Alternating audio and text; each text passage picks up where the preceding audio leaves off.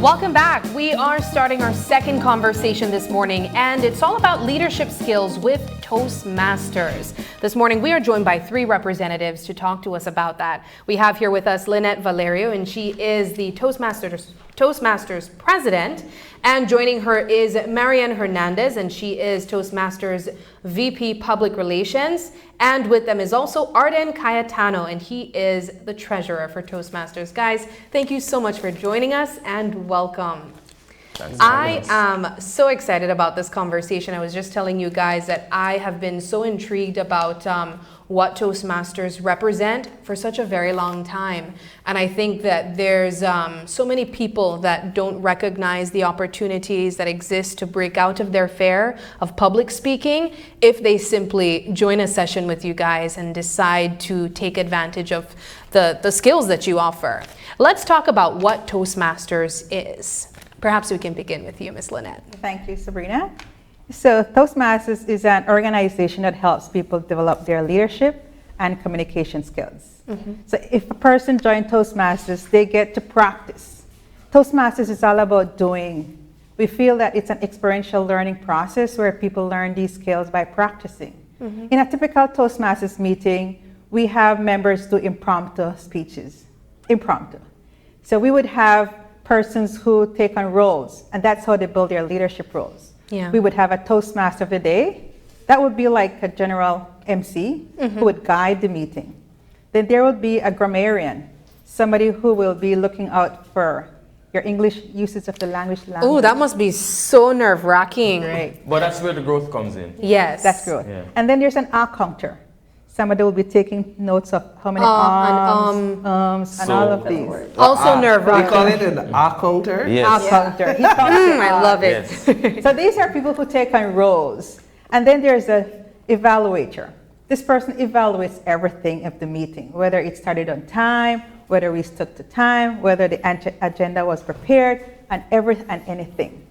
Then the table topics evaluator evaluate the table topics. So I spoke about impromptu speaking. So there will be somebody who would call a topic for you to speak on, and your time for 2 minutes. So the evaluator will be looking at your impromptu speech. He or she will take note of your opening remarks. Did you have an opening that captures the audience attention? Was your body relevant to their topic? You need to develop the body of the speech. And then he or she would look at your closing. Did you signal to the audience that you were coming to a close? Words such as, finally, in conclusion. And he would look at your closing remarks. Did you leave the audience with a charge? Did you ask them to do something? Did you deliver a memorable message? And so that's typical how a table topic session would go. And then there's also prepared speeches, where people will prepare speeches. These are more prepared because you would have an assignment to make a speech on any topic. And there are guidelines in the project that will tell you what to do and how to deliver. And so these speeches would usually be 5 to 7 minutes, and you will have one evaluator who would evaluate to see whether you meet the contents. And sometimes people do not meet the requirements of the speech, and they would have to repeat it until they're perfect. No. Just hearing you speaking, I was checking for the ahs and ums. Not a single. It was perfect. Is that your kryptonite? And arms, like when you say it, is it like, oh, I have failed you. I said an and an I'll never recover from this. It's practice. Yeah. It's practice. There's something very important about Toastmasters as well. So President Lynette, she really emphasized practice, and that is true. But one of the key features of Toastmasters is that it's a positive and supportive learning environment. That's actually a part of the mission statement of the club. And it's an international club, so it's not just really us, it's international. So that really is what gets people coming week after week saying, you know what, when the evaluation was done, my eye contact was bad, so I'm going to work on my eye contact next week. And you work on eye contact week after that, and you're right, okay, I have my eye contact down. Let me work on these R's, because they're always in my speeches. So then you keep practicing, you keep working on the R's and ums, and then maybe your body language is off. Maybe you're always moving around while speaking. And then next thing you know it, in 3 months, you're a confident speaker because you have great eye contact, your body language is confident, and you don't use a lot of R's and ums, and people perceive you differently. Yeah. Even with those 3 small incremental That's changes. Absolutely. Arden, you are an economist by profession. Correct. But what sparked your interest in perfecting public speaking through Toastmasters? Ambition, really. I know that I want to be at a high level, and I know that in order to, there's a saying that I abide by: good luck is when preparation meets opportunity. So I'm not there yet, but I want to be there one day. So for me, it was like, okay, how do I practice these skills? And I was at work one day and I met a colleague, and he's like, young man, you look like you want to be something in life. And I said, yes, sure. And he said, I'm a part of Toastmasters, come and join me. And I heard about that club actually. I went to the University of the West Indies in Jamaica, and I had a good friend who, she had so much poise. And I was like, I've known you for 5 years, why are you such a different person now? She's like, I'm a part of Toastmasters, but this was a club in Jamaica. Yeah. So I was like, well, that's cool. So then when I met my colleague and he told me about the club, I was like, wow, there's a Toastmasters club in Belize. So that is really what prompted me to join the club. And I have seen, and other people have seen, tremendous growth in myself since 2019 when I joined the club. I think it's motivational speaker Les Brown who said that he heard the story of a young basketball player who was always being told that, you're so lucky on the court. And the basketball player said, interestingly, the more time I spend practicing off the court, the luckier I get in games. Because of the amount of time he spends practicing. So it's not necessarily luck. It's the amount of practice that you put in. Let's get Ms. Marian into the conversation. Who is this for? Who is this skill for? Toastmasters is for everyone, especially for those who want to improve their public speaking skills, and for those in the workplace, because sometimes we get promotions, we're becoming managers, we're leading people, we're leading teams. So we need Toastmasters to help us to talk to people. And with the different pathways that Toastmaster offers, depending on your goals, you can choose that pathway to help you in the workplace. President Lynette had some good examples where she uses it in her workplace, especially like for dynamic leadership, like getting across your word to your employees. Sometimes it's difficult, you might meet challenges, and just knowing how to speak to them without getting into arguments or stuff as such. So you work on that and it helps you. What I think I want people to understand, or at least what I gather, is that Toastmasters is not the antidote to being a perfect public speaker. I think it essentially allows you to understand how to prepare for public speaking. And that is something, Ms. Lynette, that you also mentioned a lot of. You use the word preparation a lot. How do you prepare to present your thoughts properly?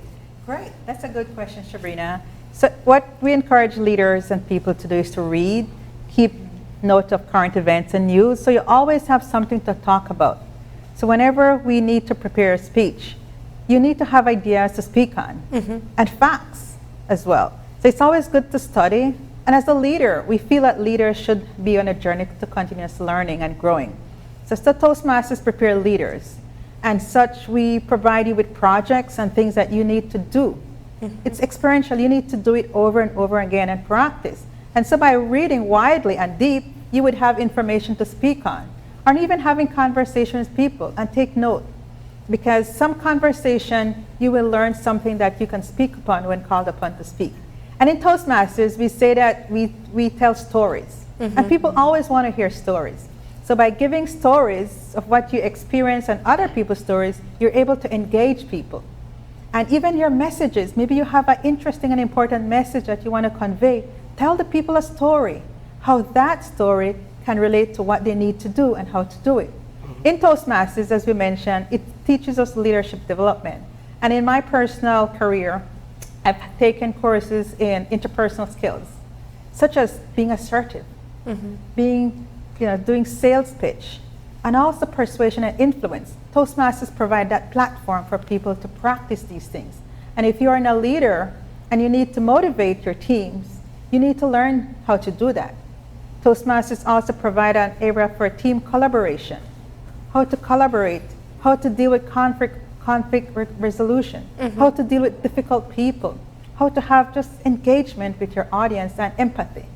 And in Toastmasters, we always practice listening as well.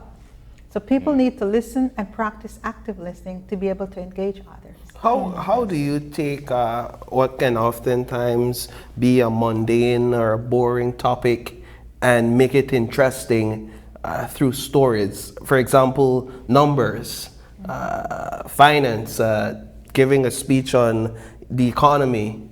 How do you make that interesting through stories? Because I like that idea. Definitely. So, you want to speak on that? Yeah, okay. Whenever you're telling a story in numbers, you know, numbers tells a lot, but people like to see graphic. If we're talking about, let's say, there was a huge increase in our sales target, for example. The sales target went from this up to that. And you're talking about, let's say, the expenses. The expenses eventually shrunk.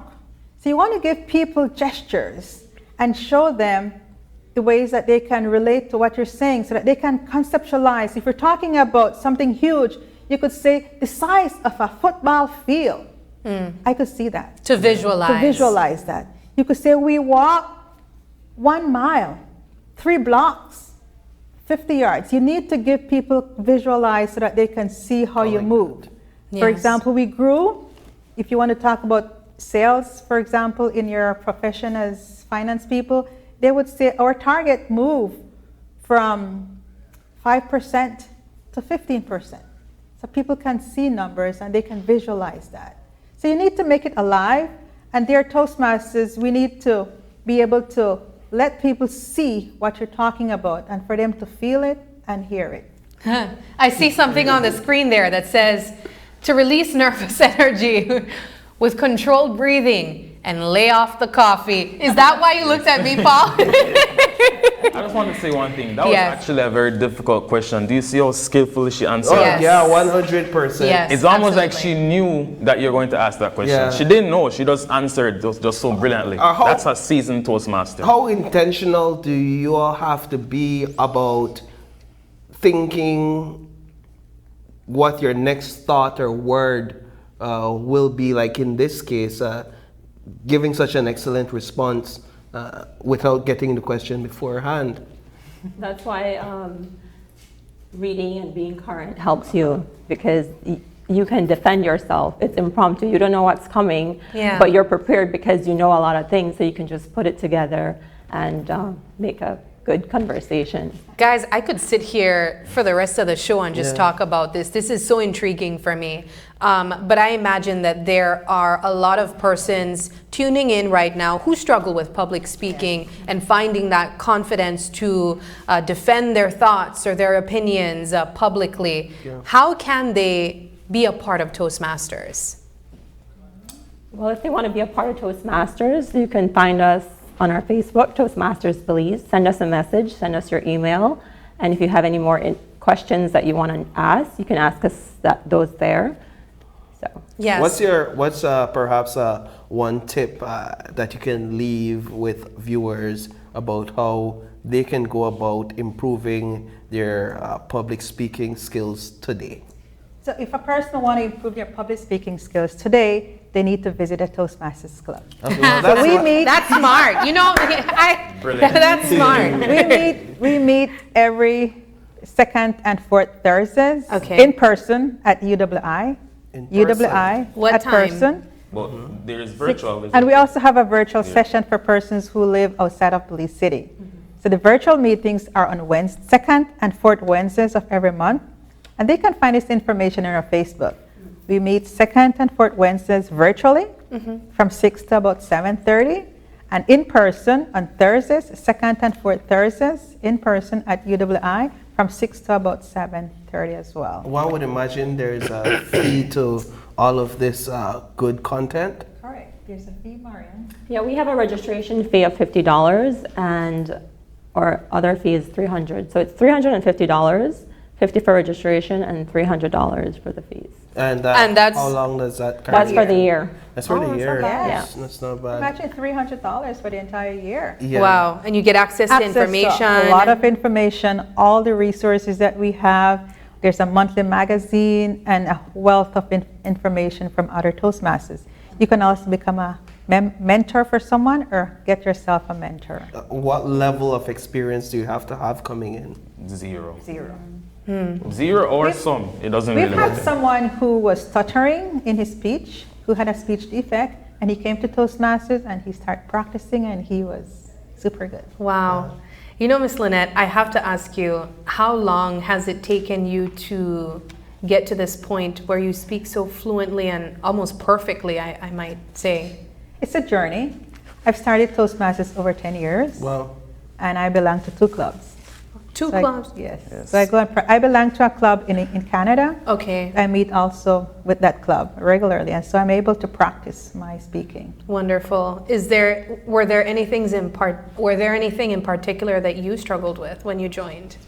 I used to struggle with basic communication, did not Okay. know what to say. I used to come to my Toastmasters meeting, and when they would give me an impromptu question, I would be driving home and I said, I should have said that.